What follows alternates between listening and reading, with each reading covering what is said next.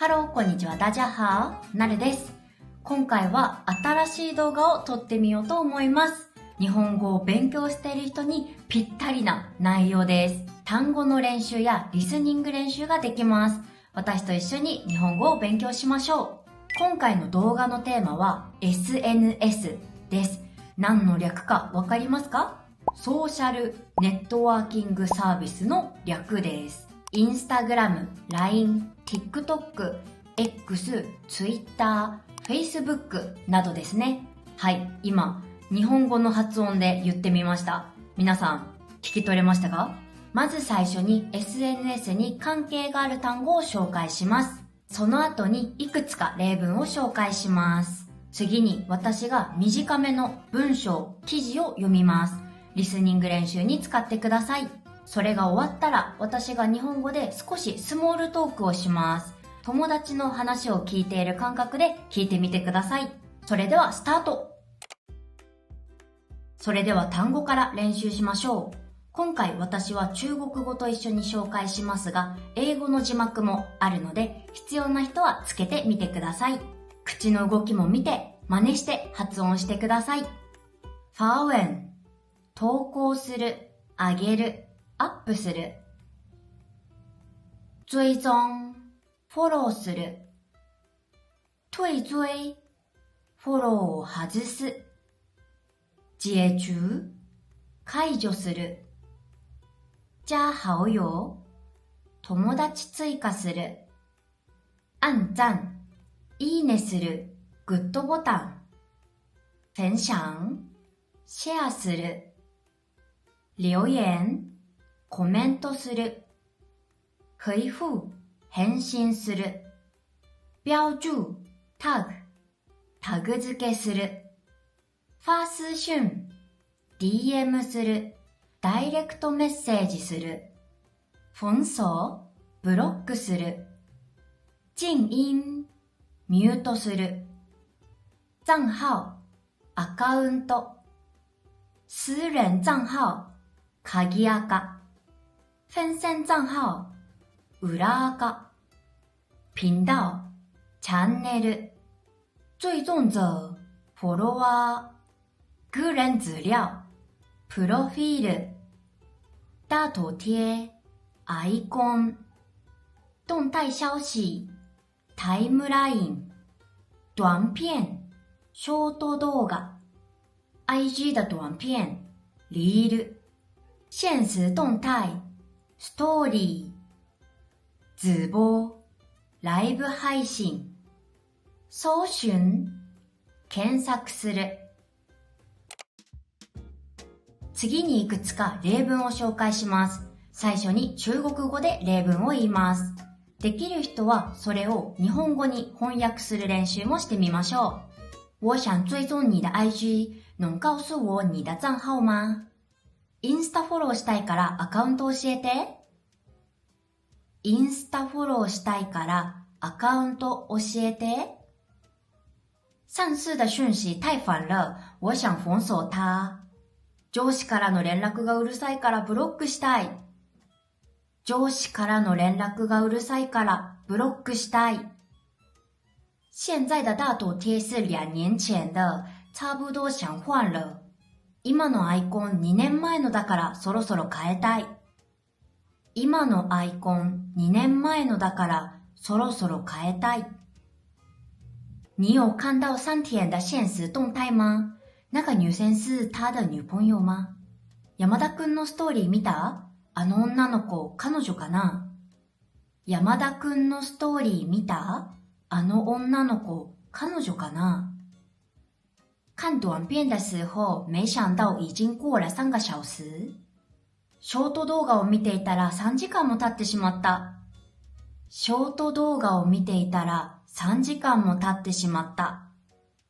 我有一個專門為推活動的分散賬號。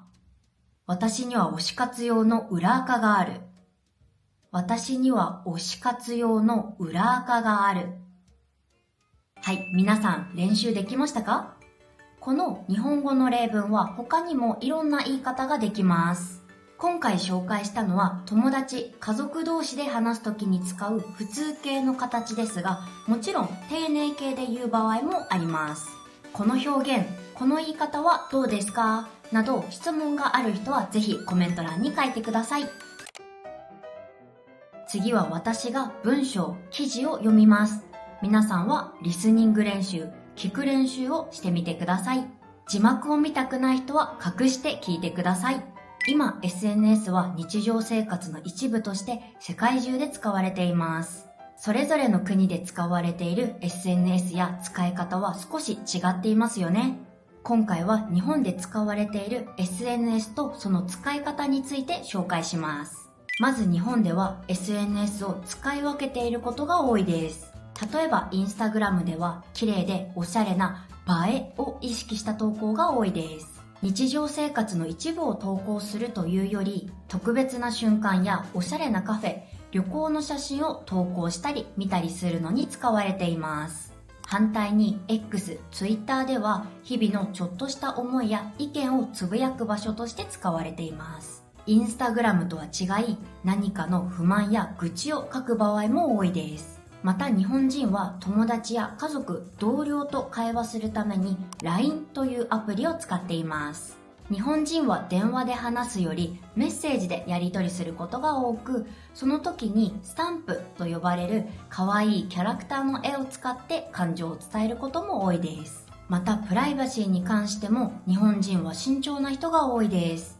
日本人は SNS 上で自分の顔や本名を公開することに抵抗があり、他の国に比べて匿名で SNS を使っている場合が多いようです。ここまで日本での SNS の使い方について紹介しました。日本人と SNS を通してコミュニケーションを取る場合はぜひ参考にしてください。はい、ここからはスモールトークの時間です。イエーイ！友達の話を聞いている感覚で聞いてください。リスニング練習では綺麗な文章を紹介したんですが、ここからは自然な日本語で現実を教えたいと思います。はい、私は今ポルトガルにいるので、ポルトガルっぽいドリンクを飲みながらみんなとちょっと話していきたいと思います。多分これポルトガルのドリンクだと思う。みんなも何かドリンクを準備して聞いてください。お酒でもいいですね。はい。乾杯。お、美味しい。私ね、外国の飲み物信用してないから結構怖かったんですけど、美味しかった。よかった。はい、それじゃあ飲み物を飲みながらスモールトークをしていきましょう。外国の人と SNS について話している時によく話題になるのが日本人の返信の遅さですね。これに関してはすみません。謝ります。ごめんなさい。はい。日本人を代表していますが、そうですね。日本人の返信遅いと思います。私も LINE の通知をよく貯めています。今ね、何件あるんだろう。今、返信していないメッセージが30件。未読無視ですね。未読無視をしている数が30あります。一番昔の未読無視が2023年10月3日。1年前だ！ 1 年前の大学の時に仲良かったけど、その後ちょっと喧嘩をして気まずくなった人。そうで、一応あの頃ごめんねと連絡が来ていたんですが、ちょっとね、関わるとめんどくさいなと思って未読無視をしています。ごめんなさい。でもこれ数字で現れているのは未読無視の数ですよね。で、私はよく既読無視もするので、既読無視を含めたら多分もっともっと返信していない数はあると思います。そう、でも仲がいい人同士だったら既読無視、未読無視をしてももう何とも思わないです。もうそれがね、普通だと思っているというか、別に嫌いだから未読無視をしてるわけじゃない。嫌いだから既読無視をしてるわけではなくて、まあ後からも話すんですけど、理由があってね、いろんな理由があって返信をしていないんですよ。多分この感覚なのは私だけじゃないはず。全員、日本人全員とは言いませんが、こういう感覚の日本人も少なくないはず。まあね、好きな人とか気になっている人に既読無視されたとかだったらまた別の話なんですけど、そうじゃない、仲がいい人同士だったらね、結構普通です。まあその返信が遅い理由としては人それぞれだし、いろんな理由があると思うんですが、共通して言えることがいくつかあると思うんですよ。その一つ目が言葉遣いとかを気にしてしまって返信に時間がかかるんです。これは特に仲がいい人というよりちょっと距離感がある人かな。でも友達同士でもそうですね。もう特にね、長文送られてきたら、なんて返そう。相手を傷つけないためにこういう言葉遣い大丈夫かな、こういう言い方大丈夫かなとか、いろいろ気にしてしまって返信がね、遅くなるんですよ。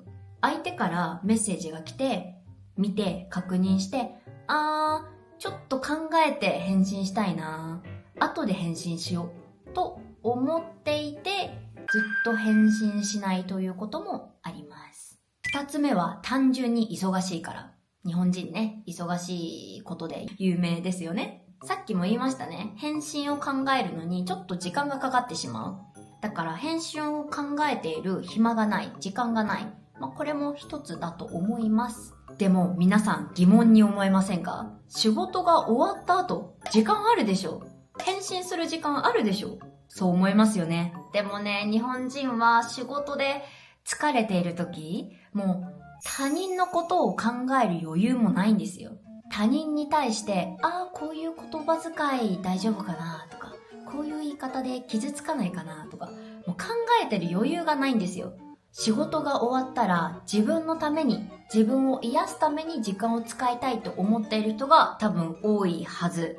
返信をするって、相手のために時間を使うということでもあるじゃないですか。それがね、疲れて余裕がなくて、めんどくさい。また今度でいっか。と思ってしまう人もいると思います。三つ目、返信が早いと相手にプレッシャーを与えてしまうから。相手からメッセージが来て、もうすぐに返信をすると、あなたも早くすぐ返信して、返してと相手にプレッシャーを与えることになってしまいます。それがね、私も嫌い。そう。だから、返信する時間もあるし余裕もあるけど、ちょっと10分置いてからとか、20分置いてからとか返信することが多いです。相手にプレッシャーを与えないためですね。それも理由の一つだと思います。でも本当に緊急の連絡の時とかはね、日本人返信早いと思いますよ。今まで未読無視だったのに、ごめん相談がある、助けてとか連絡をすると返信が早くなる人が多い。だからね、みんな一応チェックはしてると思うんですよね。完全に LINE を見てないということはないと思う。チェックはしてるけど、返信するとか、自分の時間とか、そういう優先順位的に LINE の返信をするのが多分低くなってしまっているから、返信をしないことが多いと私は分析します。本当にね、人それぞれなので、理由も、ぜひ気になる相手、返信が遅い相手に聞いてみてください。今回勉強した単語や表現を使ってぜひ文を作ってみてください。コメント欄に書いてくれれば添削しに行きます。時間があれば。私のオンラインレッスンでは実際に私といろんなテーマで会話をしながら日本語を練習することができます。ぜひ興味がある人は概要欄のリンクからチェックしてください。今日の動画面白かったよ、役に立ったよと思った人はグッドボタンをお願いします。チャンネル登録もお願いします。今日の動画はここまで。最後まで見てくれてありがとうございます。また次の動画で。じゃあねー。